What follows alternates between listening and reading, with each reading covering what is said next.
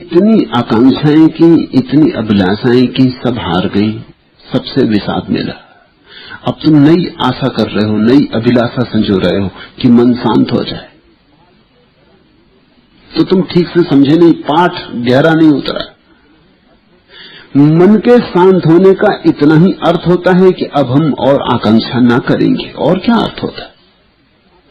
आकांक्षा करके देख लिया, आकांक्षा से मिली चिंता, चिंता से पैदा हुआ तनाव, और हर आकांक्षा असफलता में डुबा गई। तुम्हारी कोई आकांक्षा पूरी हो ही नहीं सकती। हम जब भी आकांक्षा करते हैं तब हम नदी की विपरीत धार में तैरने की कोशिश कर रहे हैं। भक्त कहता है तेरी इच्छा पूरी हो। मेरी क्या इच्छा? मैं हूं कौन? तेरे सागर की एक छोटी सी तरंग हूं। तू जहां जाए हम भी चलेंगे। एक तिनका हूं, तू जहां बहे हम भी बहेंगे। जीसस ने सूली पर कहा है, हे प्रभु तेरी मर्जी पूरी हो। एक क्षण में उनको आकांक्षा जगी थी, ख्याल आया था। एक क्षण तो नाराज होकर परमात्मा को कहा भी था कि ये मुझे क्या दिखा रहा है?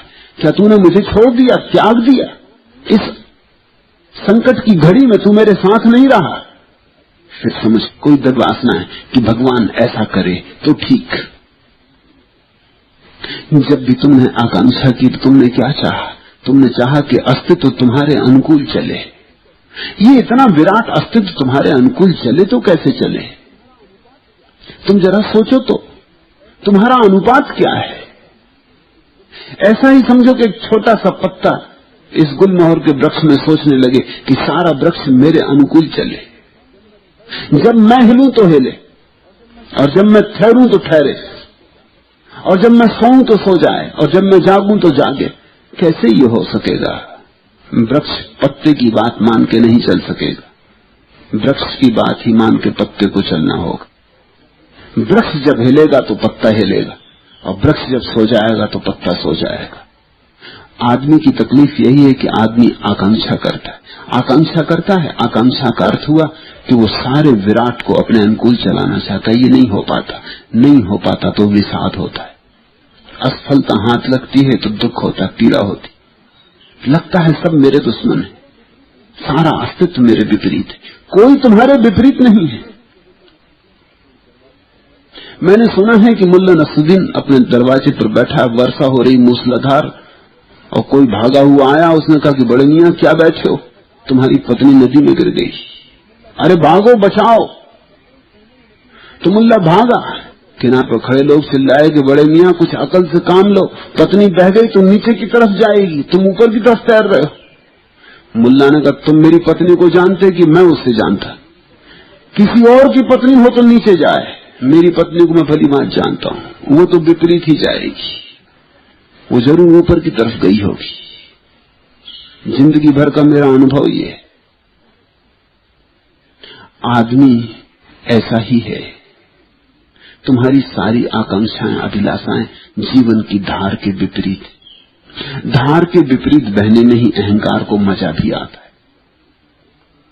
धार के साथ बहने में अहंकार टिकेगा ही नहीं, फिर तुम बचे ही नहीं। जब तुमने कहा प्रभु तेरी भी हो, जब मैं सारे अस्तित्व को अपनी मर्जी के अनुसार झुका लूं, तब मैं का मजा है।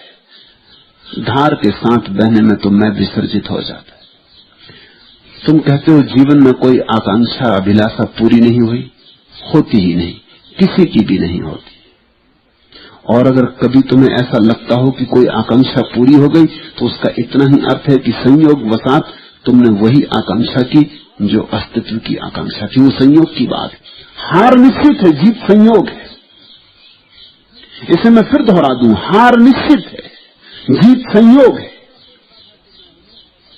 ये ऐसे हुआ कि पत्ता सोच रहा था कि मैं हिलूं, और तभी आ गया हवा का झोंका, और वृक्ष हिलने लगा और पत्ता भी हिल गया। और पत्ते ने कहा अरे बता है तो ठोस आवाज नहीं रहता। तभी उस युवक ने एक कविता उद्धृत की। कविता का अर्थ है कि हे समुद्र की लहरों उठो और आओ मेरी तरफ। अब समुद्र की लहरें उठ ही रही थी, आ ही रही थी। उसने कहा हे समुद्र की लहरों उठो और आओ मेरी तरफ, और बड़ी बड़ी लहरें आने लगी। उसकी प्रेसी बोली अरे गजब, समुद्र भी तुम्हारी मानता है। समुद्र किसकी मानता है? संयोग की बात होगी। जीत सुनिश्चित नहीं है, हार सुनिश्चित है, जीत मात्र संयोग है। तो कभी कभी जब तुम जीत जाते हो तब व्यर्थ मत अकड़ जाना। ये संयोग की बात थी कि तुमने जो आकांक्षा की थी वही विराट। तो जीवन कोई आकांक्षा अभिलाषा पूरी नहीं हुई, ये तुम्हारे ही साथ नहीं, सभी के साथ ऐसा है, किसी की कभी पूरी नहीं हुई। अगर आकांक्षाएं अभिलाषाएं ही पूरी होती तो मलुकदास कहते कन थोड़े कांकर घने। वो कन थोड़े का मतलब वो जो 1% कभी कभी पूरी हो जाती, और कांकर घने वो 99% जो कभी पूरी नहीं होती।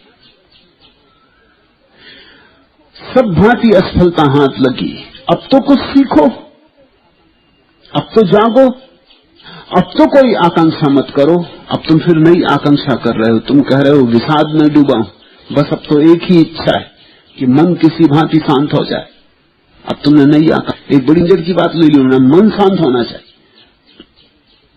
पहले धन पाना चाहते थे, धन से आज कोशिश करने से कभी मिल भी जाए। धन ऐसी तुच्छ चीज है कि मिल सकता, कोई बड़ी भारी बात नहीं। चोरी चपाटी से भी मिल सकता है, बेईमानी से भी मिल सकता है, धोखेधड़ी से भी मिल सकता है, और कभी संयोग बसात राह के किनारे पड़ा भी मिल सकता है। कोई पद चाहता था, पद भी मिल सकता है। अब तुमने एक बड़ी आकांक्षा की कि मन शांत हो जाए। ये सारी आकांक्षाओं में बड़ी से बड़ी आकांक्षा है, तुम मुश्किल में पड़ोगे। अक्सर मैंने देखा कि धार्मिक आदमी जितने अशांत हो जाते हैं उतने अधार्मिक आदमी नहीं होते। धार्मिक आदमी तो बड़ी झंझट है,